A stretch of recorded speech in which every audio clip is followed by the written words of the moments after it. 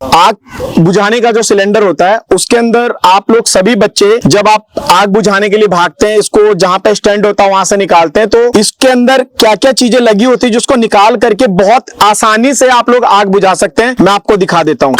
कोई सिलेंडर में ऐसा सील लगा है, धागे से ज्यादा कमजोर होता है ये। और उसके बाद इसके अंदर एक पिन होता है, सेफ्टी पिन इसी तरीके से पिन होता है, और इसके अंदर ये येलो कलर का एक सील लगा हुआ है, या फिर एक छोटा सा एक सील लगा होता तार वाला, जिसको आप बहुत ही इजीली से तोड़ सकते हो ऐसे करके। ये टूटा और ये आराम से आप देखेंगे कि ये निकल गया। आपने देखा कि ताकत नहीं लगता।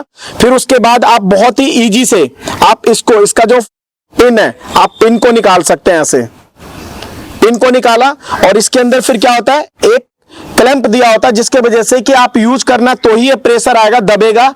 अदरवाइज जब यूज ना करना तो ये इसका सपोर्ट रहता और ये दबता नहीं है। तो अगर आपको यूज करना तो आप इसको हटा दो और आप इसको जहां पे आग है उस तरीके से आग के पास ये पोर्शन में करके और आपको इसको प्रेस करना होता है। इस तरीके से आप प्रेस कर देते हो तो आपका जो इसके अंदर CO2 या कोई भी ABC गैस इसके अंदर जो अवेलेबल है वो आग के ऊपर जाता है और आग बुझ जाता है। क्लियर है बेटा? Yes, sir. तो आपको किसी भी तरीके से आग को बुझाने के लिए कहीं पे भी, अगर चाहे वो कोई ऑर्गेनाइजेशन हो या कोई भी जगह, तो आप बहुत इजीली, अगर जिसको आप जानते भी नहीं और वहां पे अगर ये सारी चीजें हैं तो आप वहां पे कोऑपरेट करके आग को बुझा सकते हैं। क्लियर है बेटा? Yes, sir.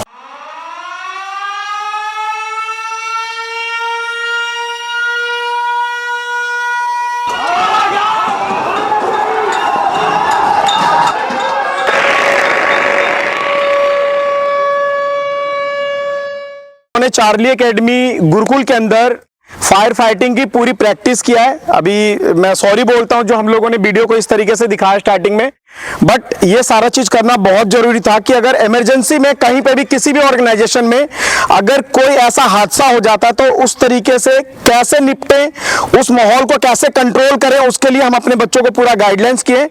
और जो हमारे पास इंतजाम है, जैसे कि आपने देखा कि हमारे पास वहां पे हौदी था, उसके अंदर हम लोगों ने वहां पे बाल्टी, इस तरीके से बाल्टियां रख रखा जिसमें पानी हम लोग कंटिन्यू भर के रखते हैं।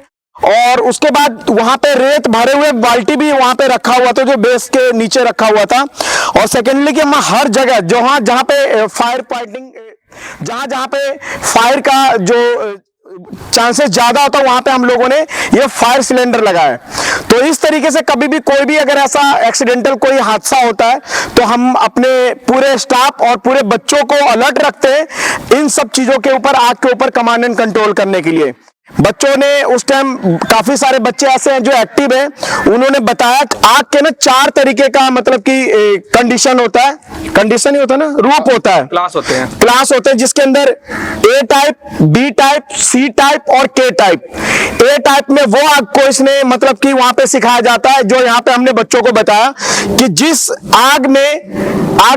सामान में आग लगने के बाद अगर राख छूट जाता है वो सारे जो आग होते हैं वो A वाले टाइप में आते हैं। और जो B वाला होता है, B वाले के अंदर जैसे केमिकल होता है, डीजल होता है, इन सारे चीजों में जो आग लगता है उसको B कैटेगरी में रखा गया है। C टाइप का जो आग होता है, इलेक्ट्रिक वाला आग होता है, जैसे आपका कोई सिस्टम में लग जाए या वायर वगैरह में लग जाता है तो उसको उस कैटेगरी में रखा जाता है। और जो K वाला होता है, जैसे घरेलू में किचन वगैरह में आग लग जाता है, उन सभी। तो इन सारे आगों को कमांड एंड कंट्रोल करने के लिए आपको यहाँ पे, जैसे सागर ने भी बताया, हम लोग भी अपने बच्चों को बताते रहते हैं। A और B और C आग के लिए, जैसे कि ये सिलेंडर होता है, आपने देखा होगा, इसका नाम ही है ABC सिलेंडर, जो कि आप हर जगह पे आप फायर फाइटिंग वाले जो दुकान होते हैं वहां से आप वहां पे इनको परचेज कर सकते हैं, अपने ऑर्गेनाइजेशन में, अपने ऑफिस के अंदर लगा सकते हैं। और जो K वाला होता है उसके अंदर बेट केमिकल का एक जो गैस होता है वो आप उसके अंदर यूज कर सकते हैं।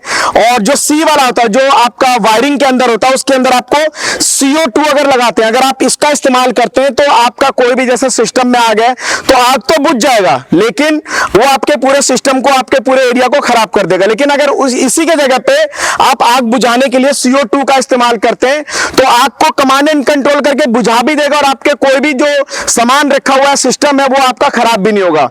तो जितने भी बच्चे यहाँ पे आज हमारे साथ जो आग का फायर फाइटिंग में सपोर्ट किया, उन सभी बच्चों को आग के बारे में सारे नॉलेज मिल गए बेटा? Yes, sir. किसी तरीके से कोई डाउट? No, sir. आपने देखा कि आग के लिए जब बड़े ऑर्गेनाइजेशन होते हैं तो बाल्टी से एक चैन बना करके हम किस तरीके से पानी से डाल करके भी बुझा सकते हैं और इस तरीके से रेत लेकर के भी बुझा सकते हैं, ये सारा चीज। लेकिन एक सबसे इंपॉर्टेंट बात जब आग लगता है तो इंसान को सबसे पहले अपने दिमाग के ऊपर कंट्रोल रखना चाहिए और उसको प्राइमरी और सेकेंडरी चीजों को सुरक्षित निकालने का सबसे मेन टारगेट होना चाहिए।